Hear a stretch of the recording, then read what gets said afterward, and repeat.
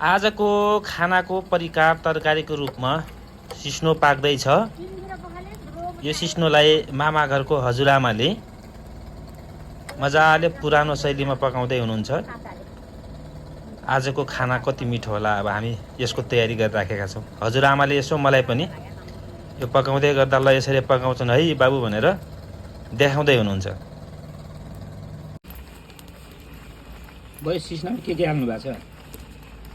मसला बेसार नुन बेसार लसुन र अदुवा त्यो पनि हाल्नु छ।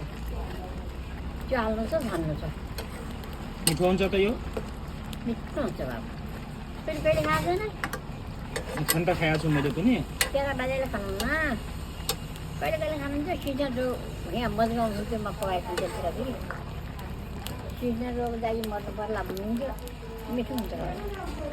यो चाहिँ मान्छेले धेरै खान्छ नि, खोजी नै भिटामिन हुन्छ भन्नु।